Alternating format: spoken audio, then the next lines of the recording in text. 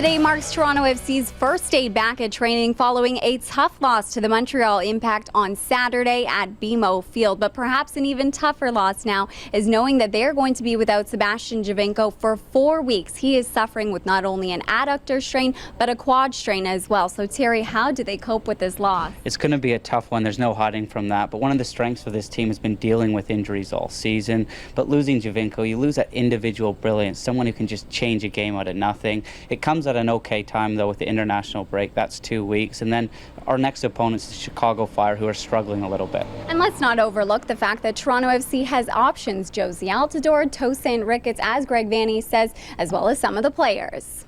He's a reigning MLS MVP and is probably front runner for this season. So he's somebody you don't replace, but we've got so many other good players that can step in that have proven themselves this season.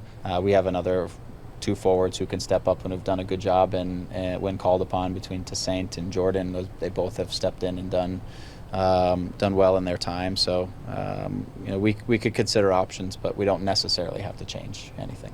We just heard there from Greg Vanney and the players what this loss will mean to Toronto FC. He is not only a game changer, but he is the leader in the Golden Boot race in Major League Soccer. But Toronto FC has plenty of options. So tactically, how could they line up going forward? I think he's a player you don't look to replace, but as you say, you've got options. I think Altidore, he'll be the focal point, and then you've got players like Tosaint Ricketts' pace you could go with, or you could go with Hamilton's size, so you've got a couple big men in the box where you could whip balls into, or you could go for the wild card of Cooper, the Panamanian international. He's got 75 caps. I actually remember playing against him with Canada, and not many times I'll do this after the game, after he roasted our left back. I actually went and Googled him thinking, wow, this guy must be playing for Barcelona. He was playing in Argentina at the time, and it's always a little bit tricky bringing someone late in the season into the group, trying to integrate them. But if you look at how well and how far he's traveled domestically and internationally, I don't think the logistics at MLS will be a problem, and I think he'll be an important piece down the stretch.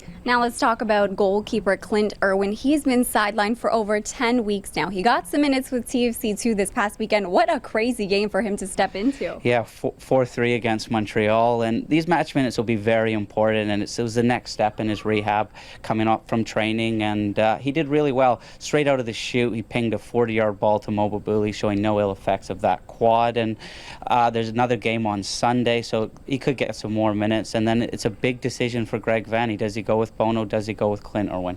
Speaking about Greg Vanney, Wednesday will mark his 2-year tenure with this club with Toronto FC. And I liked what he was saying earlier today, just in terms of the fact that everything that we have set out to achieve as a club, we've been able to check the boxes, but there is still plenty of work ahead. For sure. Touch wood saying that, but I think he's been TFC's most successful manager. In his first year, he got the team to the playoffs. I think for the first time in TFC history as well, he's developed a good core group of players that are all fantastic ages. If you go through them, Irwin, Drew Moore, Will Johnson, Michael Bradley, Altidore, Giovinco. You could even put Beitajor Moro into these groups. These guys are fantastic ages, and this team could be together for the next 3-4 years. He's also established a depth when there's been injuries and international call-ups that TFC haven't had before, and this team at the moment is coming to form at the right time. Well, Toronto FC's next game won't come until September 10th against the Chicago Fire, so make sure you keep it locked at torontofc.ca for all of your other news, content, and updates.